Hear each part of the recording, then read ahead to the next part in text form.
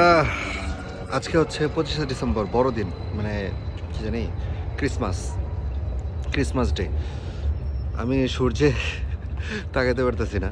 তো এখন আমার কথা হচ্ছে, ছোটোবেলা থেকে যতগুলো কার্টুন দেখছি, মুভি দেখছি, ইংলিশ মুভি, তারপরে বা অন্যান্য সিরিজ টিরিজ যাই দেখছি, সবগুলোর মধ্যেই দেখছি যে ক্রিসমাসের মধ্যে উড়াধুরা তুষার পড়ে, এবং ওই তুষারের মধ্যে সবাই তুষারের ছোট ছোট এই যে পুতুলগুলা বানায়। তারপরে জিঙ্গেল বেল জিঙ্গেল বেল এরকম একটা গান আছে, এই গানটাও মানে এই গানটাও আর কি শুনতাম আর কি, ওই যে কার্টুনগুলোর মধ্যে দিত না, ওই যে ছোটোবেলায় যারা বিটিভির কার্টুনগুলো দেখছেন তারা তো বুঝতে পারবেন।